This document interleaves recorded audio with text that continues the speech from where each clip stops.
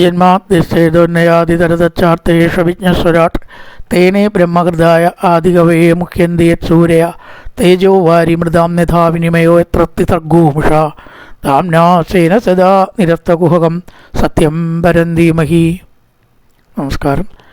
സനാതനധർമ്മ സംഹിതകളിലെ വിജ്ഞാനശകലങ്ങൾ പങ്കുവയ്ക്കാനായുള്ള ചാനലായ നാദശ്രീയിലേക്ക് എല്ലാവർക്കും സ്വാഗതം. പ്രിയരെ, ചാനൽ സബ്സ്ക്രൈബ് ചെയ്യാനും ലൈക്ക് ചെയ്യാനും ഓർമ്മപ്പെടുത്തിക്കൊള്ളുന്നു. ശ്രീമദ് ഭാഗവതത്തിൽ ഗാന്ധാരിയും ധൃതരാഷ്ട്രരും പ്രപഞ്ച ജീവിതം ഉപേക്ഷിച്ച് ഹിമാലയത്തിലേക്ക് പോയതാണ് നമ്മൾ പറഞ്ഞു വെച്ചത്. പരിഭ്രാന്തനായിരിക്കുന്ന യുധിഷ്ഠിരൻ അവരെക്കുറിച്ച് അന്വേഷിക്കുന്നു. സഞ്ജയന് അറിയില്ല എന്ന് പറയുന്നു. നാരദൻ പറയുന്നു അവർ ഹിമാലയത്തിലേക്ക് പോയിരിക്കുകയാണ്. അഥാബഭാഷേ ഭഗവാൻ നാരദോ മുനിസത്തമ മാ കഞ്ചന ശിശോ രാജൻ യതി ഈശ്വരവശം ജഗത്. ഈ ലോകം മുഴുവൻ ഈശ്വരാധീനമാണ്. അതുകൊണ്ട് ഞാൻ ഇന്നലെ പറയുണ്ടായി, അയാൾ ദൈവാധീനമുള്ള ആളാണ് എന്ന് പറയരുത്. അപ്പോൾ ബാക്കി ചിലരൊക്കെ ദൈവാധീനം ഇല്ലാത്തവർ നല്ല അർത്ഥം. ഇവിടെ എന്താ ഈശ്വരവശം ജഗത്ത്, ഈ ലോകം മുഴുവൻ ഈശ്വരന് അധീനമാണ് എന്ന് പറഞ്ഞാൽ നമ്മൾ ഉദ്ദേശിക്കുന്ന വാക്ക് അനുഗ്രഹം എന്നാണ്. അനുഗ്രഹം എന്ന് പറയുമ്പോൾ ഭഗവാന്റെ നല്ല വശം. നിഗ്രഹോ ആണെങ്കിൽ ചീത്തയാണല്ലോ. ഈശ്വരൻ്റെ നല്ല ഫലങ്ങൾ കിട്ടിയവനെ നമുക്ക് ഈശ്വരാധീനമുള്ള ആൾ എന്നല്ല പറയേണ്ടത്, ഈശ്വര അനുഗ്രഹം ഉള്ള ആൾ. സാങ്കേതികമായിട്ട് വ്യത്യാസമുണ്ട്. എല്ലാവരും ഈശ്വരാധീനത്തിലാണ്. അതിൽ നല്ലതും ചീത്തയും വരും. ചീത്തയും വരും ഈശ്വരാധീനത്തിൽ. അധീനത എന്ന് പറഞ്ഞാൽ കീഴിലെന്ന് അർത്ഥമല്ലേ ഉള്ളൂ. നല്ല ഭാഗ്യമുള്ള ഒരാൾക്ക് ഈശ്വരാധീനം ഉണ്ടെന്ന് പറഞ്ഞാൽ മതിയോ? പോരാ. എല്ലാവരും ഈശ്വരാധീനത്തിലല്ലേ. നല്ലതും ചീത്തയ്ക്കുള്ള പേരാ അധീനത. ലോട്ടറി കിട്ടിയിട്ടുള്ള ഒരാൾക്ക് ദൈവ അനുഗ്രഹമുണ്ട് എന്നാണ് പറയുന്നത്. ലക്ഷ്മിയുടെ അനുഗ്രഹമുണ്ട്. അധീനം ദൈവ അധീനമല്ല. വാക്ക് ദൈവ അനുഗ്രഹം എന്നാക്കി മാറ്റി. അപ്പോൾ ശരിയായി. അനുഗ്രഹം ഉണ്ട് കേട്ടോ, അയാൾ അനുഗ്രഹീതനാണെന്ന് പറയാം. കാരണം എല്ലാവരും ഈശ്വരാധീനത്തിലാണ്. ആ അധീനത എന്ന വാക്കിൽ ചീത്തയും പെടും.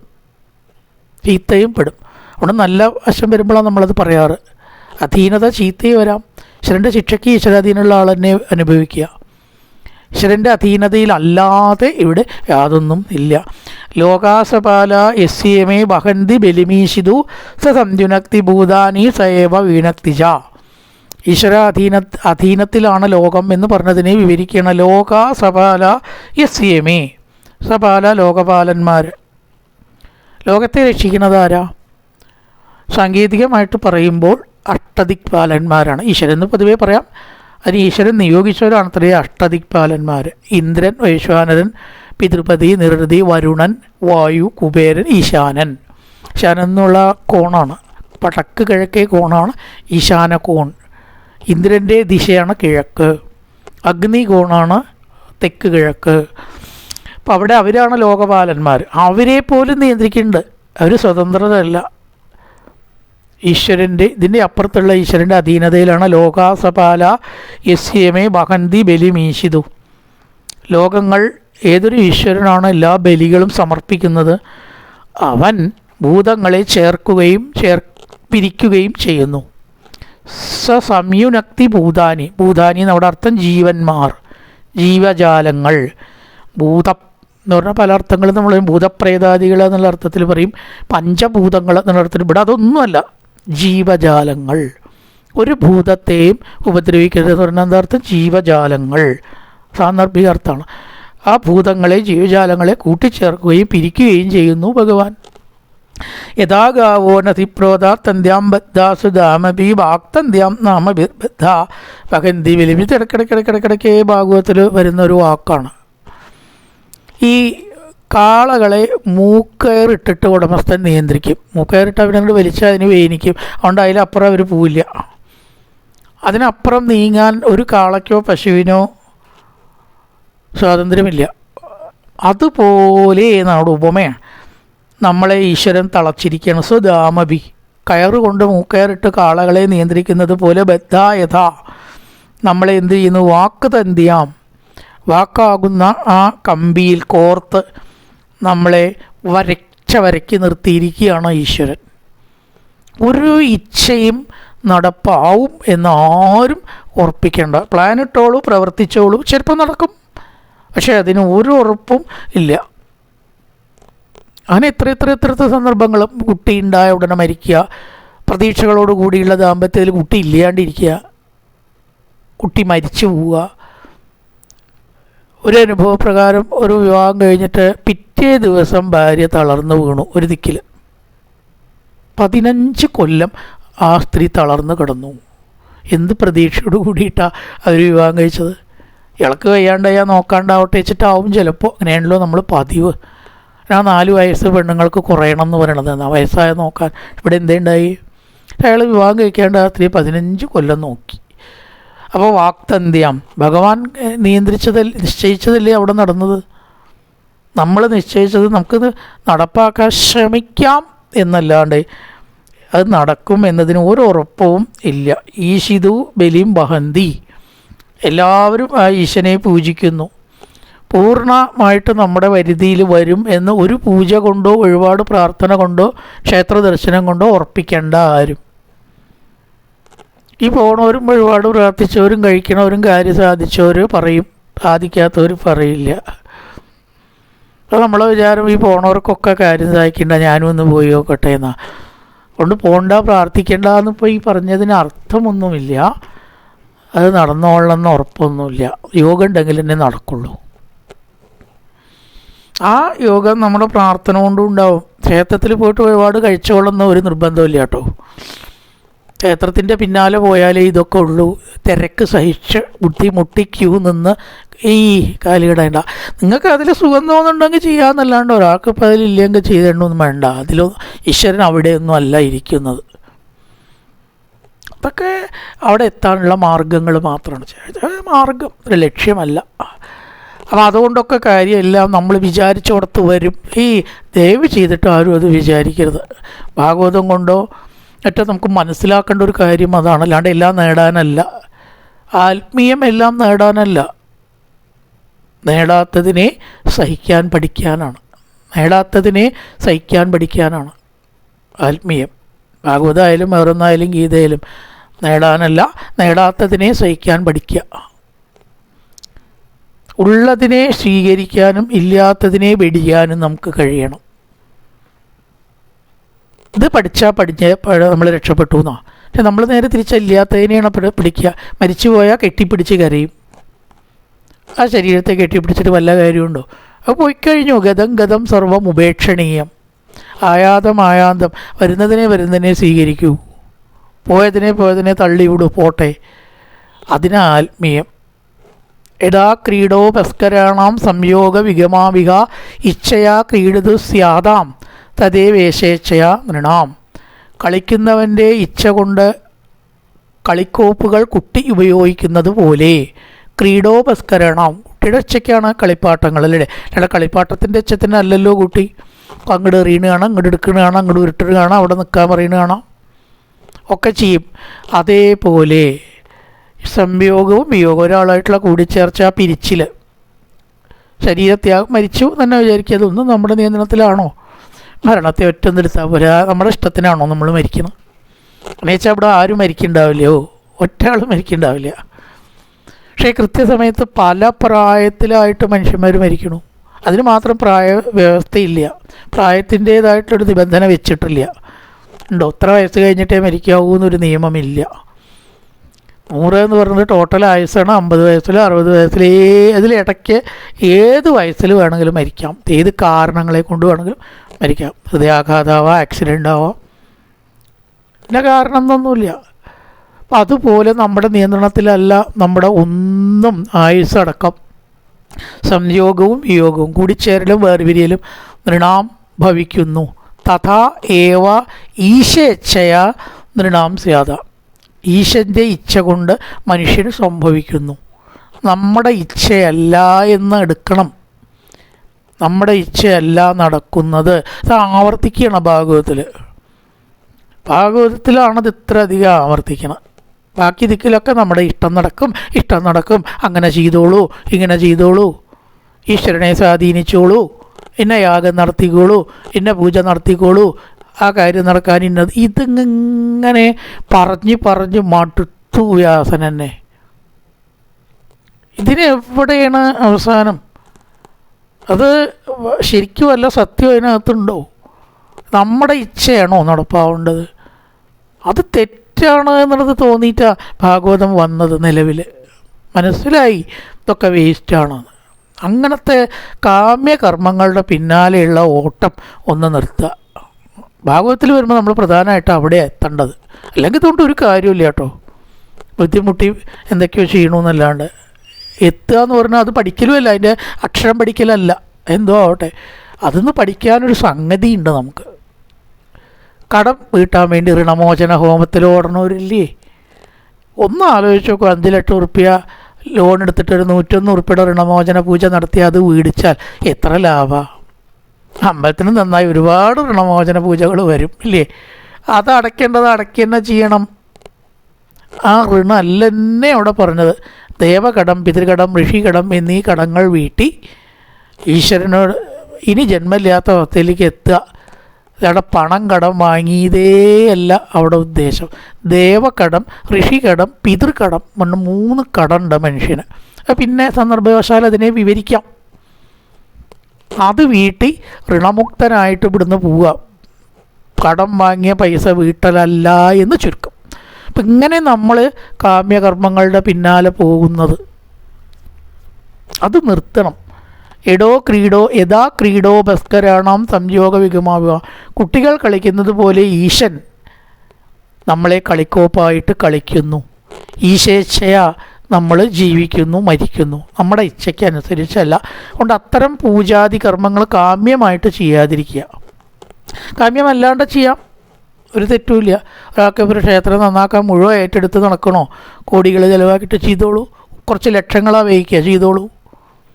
പക്ഷെ അതൊന്നും നമ്മുടെ കാര്യസാധ്യമായിട്ട് ലിങ്ക് ചെയ്യരുത് എന്നേ പറഞ്ഞുള്ളൂ. അന്നദാനത്തിന് കൊടുത്തോളൂ, പുഷ്പാഞ്ജലി കഴിച്ചോളൂ, അഭിഷേകത്തിന് ചീട്ടാക്കിക്കോളൂ, എല്ലാം ചെയ്തോളൂ. അതൊക്കെ എൻ്റെ ഒരു കാര്യം നടക്കാൻ എന്ന ഭാവേന ചെയ്യരുത്. അത് വേസ്റ്റ്. ആ ചെയ്തത് വെറുതെ ആവും. അങ്ങനെ ചെയ്യണ്ട. എൻ മന്യസേ ധ്രുവൻ ലോകം അധ്രുവം വാനശോഭയം സർവദാനകി ശൗച്യാസ്തേ സ്നേഹാതന്യത്ര മോഹജാത്. ലോകം, ലോകത്തെ, ധ്രുവം നാശമില്ലാത്തതെന്നോ അധ്രുവം നശിക്കുന്നതെന്നോ ഉഭയം നച രണ്ടും അല്ല എന്നോ മന്യസേ വിചാരിക്കുന്നുവെങ്കിൽ അവൻ സത്യത്തെ അറിഞ്ഞവനല്ല. ലോകം ധ്രുവം എന്ന് പറഞ്ഞാൽ നാശമില്ലാത്തത്, അധ്രുവം എന്ന് പറഞ്ഞാൽ നശിക്കുന്നത്, സ്ഥിരമല്ലാത്തത്. ഇങ്ങനെയൊന്നും ഈ ലോകത്തെ പറയാൻ പറ്റില്ല. ഇങ്ങനെ പറയുന്നവർ മോഹജാത് സ്നേഹാത് അന്യത്ര സർവദാ നകി ശോച്യ, ശോച്യന്മാരല്ല. ഈശ്വരാധീനമാകയാൽ ഈ ലോകത്തിൽ ആരെക്കുറിച്ചും ക്ലേശിക്കാനില്ല. പോയവർ പോയി എന്നേ ഉള്ളൂ. ആ ലോകതത്വത്തെ ഇപ്പോൾ പറയണ, ഹേ രാജൻ, ഈ ലോകത്തെ നശിക്കാത്തത് എന്നോ നശിക്കുന്നത് എന്നോ രണ്ട് വിധവുമുള്ളതല്ല എന്നോ ഏത് വിധം വിചാരിച്ചാലും അത് ഇതിൻ്റെ സ്വഭാവം ആണ്. അതുകൊണ്ട് ആരെക്കുറിച്ചും ക്ലേശിക്കാനില്ല. നശിക്കുന്നതാണ് പറയാം, നശിക്കാത്തത് എന്ന് പറയാം. എന്ത് പ്രചാരിച്ചാലും കുഴപ്പമില്ല എന്നർത്ഥം. എങ്ങനെയായാലും നമ്മുടെ ഇച്ഛയ്ക്കല്ല ലോകം പോകുന്നത്. സർവദാ നകി ശോച്യാവസ്ഥ, ആരെക്കുറിച്ചും ശോചിക്കുകയോ ദുഃഖിക്കുകയോ ചെയ്യരുത്. സ്നേഹം കൊണ്ടല്ലാണ്ട് സകലം കൊണ്ടും ശോച്യന്മാരല്ല. ആരും ആരെക്കുറിച്ചും ദുഃഖിക്കരുത്. ഗീതയിൽ അർജുനന് മനോഗുണം, ആരെക്കുറിച്ചും നീ ദുഃഖിക്കരുത് അർജുന. മരിച്ചവരെക്കുറിച്ചോ ജീവിച്ചിരിക്കുന്നവരെക്കുറിച്ചോ ദുഃഖിക്കരുത്. ഈ രണ്ട് കൂട്ടരല്ലേ ഉള്ളൂ, മൂന്നാമതൊരു കൂട്ടരില്ല. ഒന്നുകിലോ മരിച്ചവരോ അല്ലെങ്കിൽ ജീവിച്ചിരിക്കുന്നവർ. ഈ രണ്ട് കൂട്ടരെക്കുറിച്ചും വിദ്വാൻ ദുഃഖിക്കുന്നില്ല. അതന്നെ എവിടെയും പറഞ്ഞത്. നശിക്കുന്നതോ നശിക്കാത്തതോ എന്തോ ആയിക്കോട്ടെ, ലോകം ഉഭയം രണ്ടും കൂടിയാണെന്ന് കരുതിയാലും വിരോധമില്ല. പക്ഷേ സ്നേഹം ഒന്ന് മാത്രമാണ് ഇവിടെ ദുഃഖത്തിന് കാരണം. ആ സ്നേഹം ത്യജിച്ചാൽ മാത്രമേ ദുഃഖത്തിനെ ഇല്ലാണ്ടാക്കാൻ പറ്റുള്ളൂ. സ്നേഹം കൊണ്ടല്ലാണ്ട് സകലം കൊണ്ടും ശോച്യന്മാരല്ല. തസ്മാത് യഹ്യംഗവൈക്ലവ്യം അജ്ഞാനകൃതമാത്മന കഥന്തനാദാക്രമണാവർത്തേരം തേജമാമ്മിന. അതുകൊണ്ട് ക്ലേശിക്കരുത്, ദുഃഖിക്കരുത് എന്നാണ് പറഞ്ഞതിൻ്റെ അർത്ഥം. തസ്മാത് അത് ഹേതുവായിട്ട് അംഗ ഹേ പൂജ്യ ധൃതരാഷ്ട്രരോട് പറയണം നാരദൻ, അനാഥാഹ നാഥനില്ലാത്തവരും കൃപണ ദുഃഖിതന്മാരുമായ അവർ വിനാ എന്നെ കൂടാതെ കഥന്നു വർത്തേരൻ എങ്ങനെ വർത്തിക്കും എന്ന് അങ്ങ് വിഷമിക്കേണ്ട. അപ്പം എന്തിനാണത് പറഞ്ഞത്? ഇവിടെ ആരെയാണ് കാണാനില്ലാത്തത്? ദൂരെ പോയിട്ടുള്ള ധൃതരാഷ്ട്രയെ കാണാനില്ല, അങ്ങനെയാണല്ലോ പറഞ്ഞത്. ആ ധൈര്യം കാണാനില്ല. അപ്പോൾ ആ കാണാത്തവരെ കുറിച്ച് അങ്ങ് ദുഃഖിക്കരുത് എന്നാണ് പറഞ്ഞത്. അതുകൊണ്ട് ആരും ആരെക്കുറിച്ചും ഇവിടെ ദുഃഖിക്കുന്നില്ല. അതുകൊണ്ട് ദയവായിട്ട് ദുഃഖത്തെ കളഞ്ഞാലും ജഹ്യ അംഗ വൈക്ലഭ്യം ദുഃഖത്തെ കളയുക, ജഹ്യ കളയുക. അജ്ഞാനം കൊണ്ടുണ്ടായതാണ് ഈ ദുഃഖം. അജ്ഞാനകൃതം ആത്മന, മനസ്സിൽ അജ്ഞാനം കൊണ്ടുണ്ടായതായ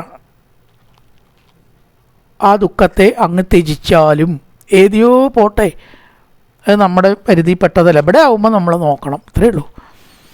കഥം ത്വനാഥ കൃപണ വർത്തേരന്തേച്ച മാംവിന എന്നെ കൂടാതെ ഈശ്വര അവരെങ്ങനെ ജീവിക്കും? ഈ ഞാനാണോ ലോകം മുഴുവൻ നോക്കി നടത്തണത്? മാംവിന എന്നെ കൂടാതെ കഥം ത്വനാഥ അനാഥകളായിട്ടുള്ളവർ എങ്ങനെ ജീവിക്കുമെന്ന ചിന്ത ഉപേക്ഷിക്കുക. എല്ലാതും നമ്മളൊന്നും അല്ല ലോകത്തിൽ നോക്കണത്. പോയ വഴിക്ക് പോട്ടെ, അങ്ങല്ലല്ലോ പറഞ്ഞേച്ചത്. അതുകൊണ്ട് അങ്ങേക്ക് അതിൽ കുറ്റമില്ല. കാലകർമ്മ ഗുണാധീനോ ദേഹോ എം പാഞ്ചഭൗതിക കഥം അന്യാന്ത് ഗോപായ സർപ്പഗ്രസ്തോ യഥാവരം. കാലകർമ്മ ഗുണാധീന കാലം കർമ്മം ഗുണം ഇവയ്ക്ക് അധീനമായും പാഞ്ചഭൗതിക പഞ്ചഭൂതത്തിന് ഇരിപ്പിടവുമായിരിക്കുന്ന വികാരവും ആയിരിക്കുന്ന അയം ദേഹ ഈ ശരീരം സർപ്പഗ്രസ്ത അപരം യഥ അന്യനെ ഏതു വിധമോ അതുപോലെ അന്യന്മാരെ എങ്ങനെ ഗോപായെ രക്ഷിക്കും? കാലകർമ്മ ഗുണാധീനോ അയം ദേഹ. എന്തിനൊക്കെയാണ് ശരീരം അധീനമായിട്ടുള്ളത്? കാലം. ഓരോരുത്തർക്ക് നല്ല കാലം ചീത്ത കാലം ഉണ്ട്, അതെല്ലാവർക്കും ഉണ്ട്. ഹരിശ്ചന്ദ്രൻ്റെ കഥ പറയണത് അങ്ങേയറ്റം ഒരു ഘട്ടത്തിൽ രാജാവായ അദ്ദേഹം ചണ്ടാളൻ്റെ ദാസ്യവൃത്തി ചെയ്തു. കാലമാണ് അദ്ദേഹത്തെ ചെയ്യിക്കുന്നത്. കർമ്മം, ചിലപ്പോൾ കർമ്മം കൊണ്ട് നമ്മൾ നല്ലതും ചീത്തയും അനുഭവിക്കും. സൽക്കർമ്മം കൊണ്ട് നല്ലതും ദുഷ്കർമ്മം കൊണ്ട് ചീത്തയും. കർമ്മം ഗുണം സാത്വിക രാജസ താമസ ഭാവങ്ങളാൽ സത്വഗുണം സുഖത്തെ ചേർക്കുന്നു എന്നാണ്. രജോ ഗുണം കർമ്മത്തിലേക്ക് നമ്മളെ വിടുന്നു. തമോ ഗുണം ഉറക്കം ആലസ്യം അജ്ഞാനം. അപ്പോൾ അവിടെ നമ്മുടെ അനുഭവങ്ങൾക്ക് കാരണമായത് ഗുണമാണ്.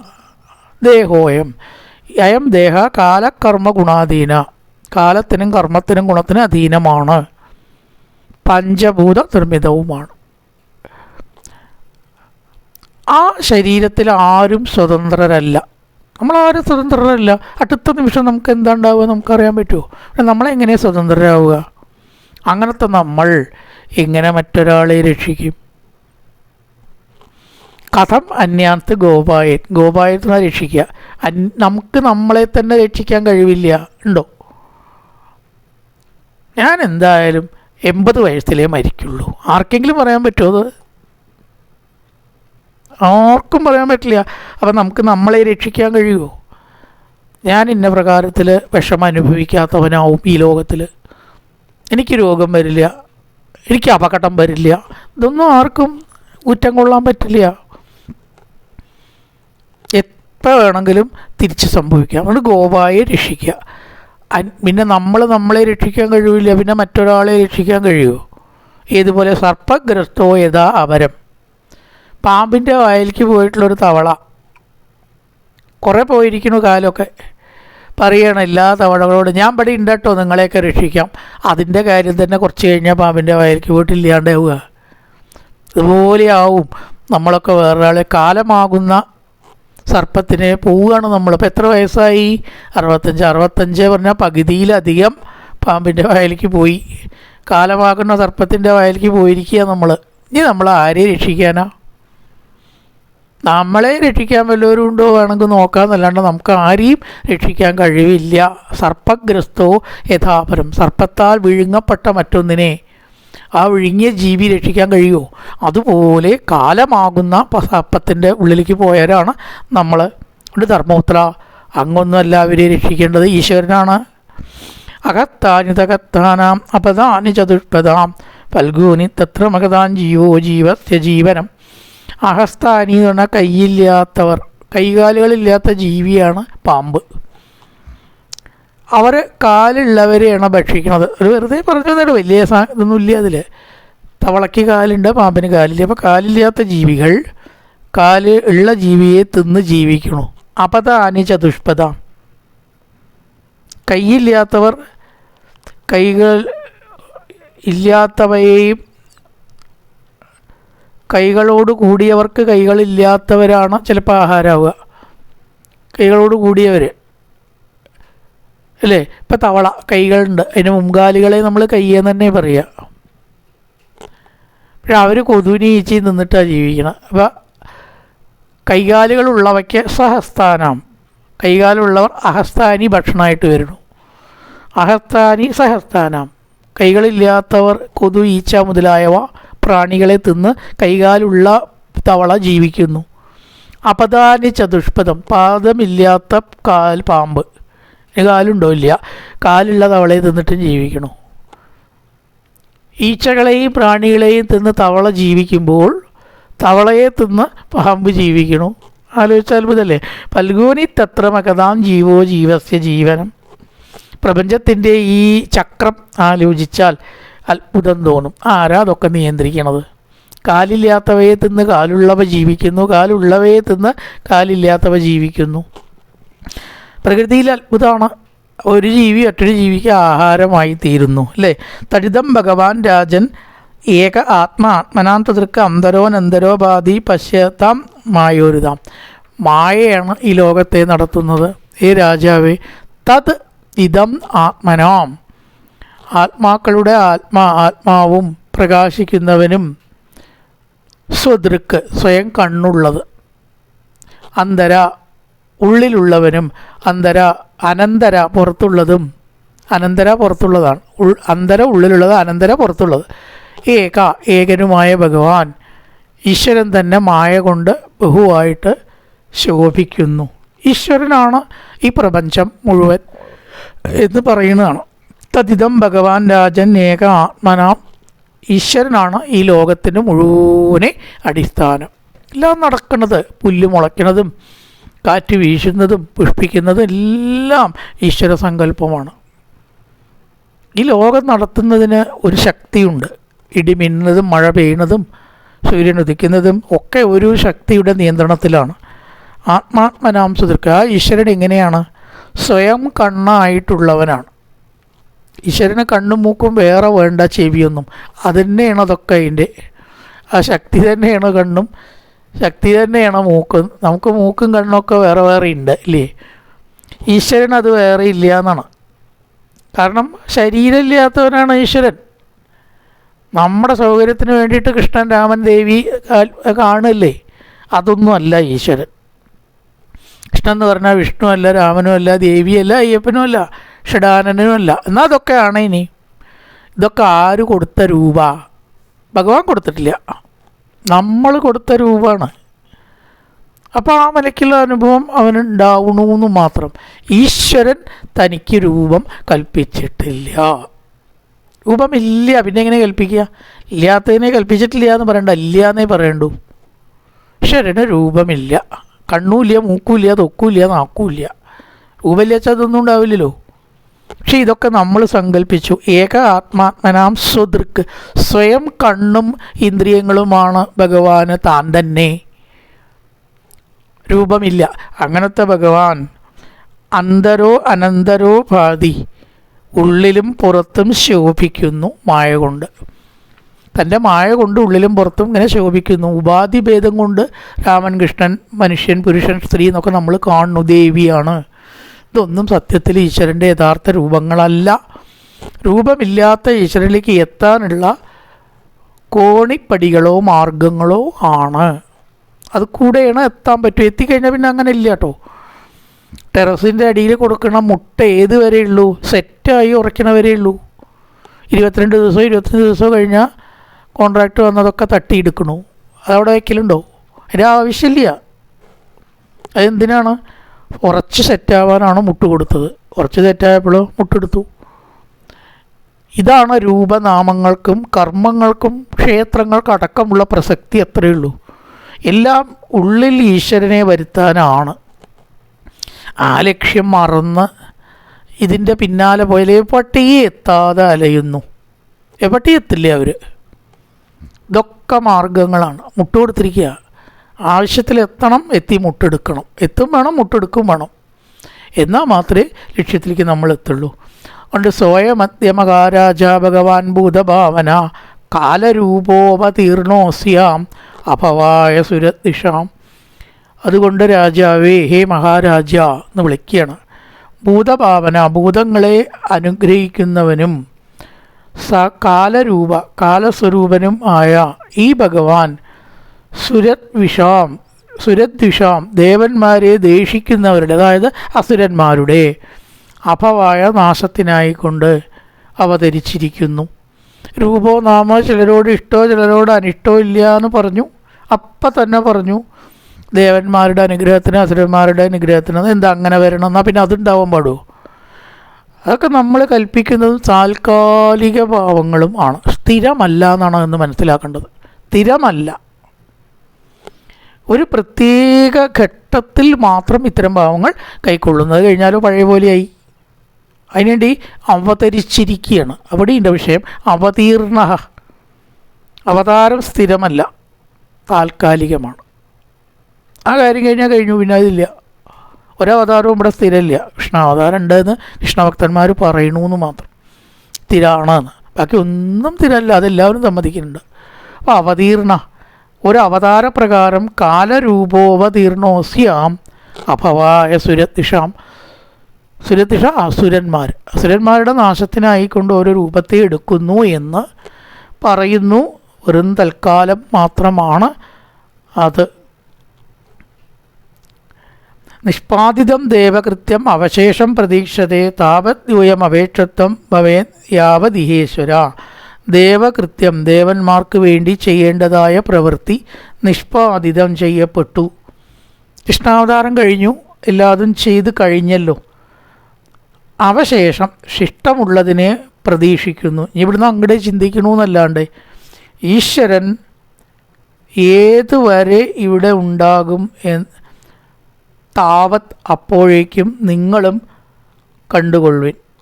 എത്രത്തോളം ഈ ഈശ്വരൻ ഇവിടെ ഉണ്ടാവും എന്ന് നമുക്കൊക്കെയും കാണാൻ കഴിയുന്നതാണ്. അധികകാലം ഉണ്ടാവില്ല. അതുകൊണ്ട് നിങ്ങളെന്ത് ചെയ്യുക? ഈ ധൃതരാഷ്ട്രരും ഗാന്ധാരിയും പോയ വഴിയിൽ നിങ്ങളും പോവിൻ. ഈശ്വരൻ താൽക്കാലികമാണ്. ഈ വേഷങ്ങൾ ശരിക്കുള്ള ഈശ്വരൻ താൽക്കാലികം അല്ലാട്ടോ, സ്ഥിരമാണ്.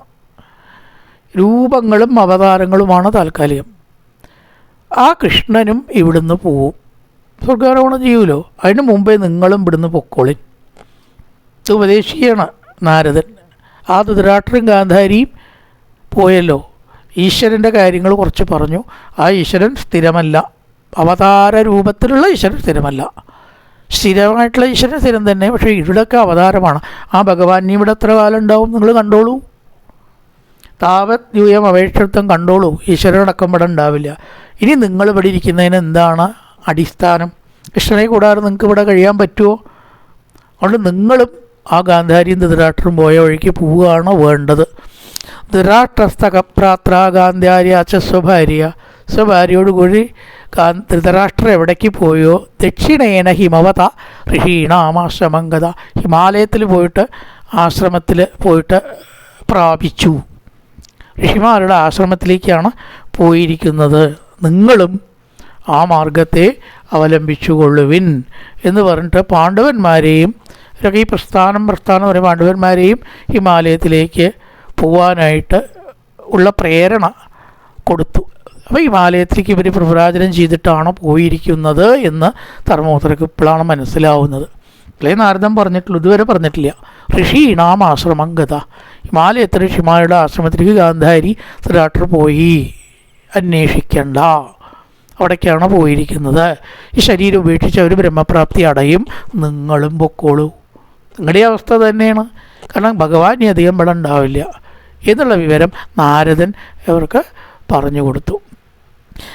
കായേന വാചാ മനസേന്ദ്രിയർവാ ബുദ്ധ്യാത്മനാ വാ പ്രകൃതേ സ്വഭാവാൻ കരോതി യദ്യത് സകലം പരസ്മൈ നാരായണായേതി സമർപ്പയാമി. ഓം പൂർണ്ണമദ പൂർണ്ണമിദം പൂർണ്ണാൽ പൂർണ്ണമുദച്യതേ പൂർണ്ണസ്യ പൂർണ്ണമാദായ പൂർണ്ണമേവാവശിഷ്യതേ. ഓം ശാന്തി ശാന്തി ശാന്തി. ഹരി ഓം ശ്രീ ഗുരുഭ്യോ നമഃ. ഹരി ഓം.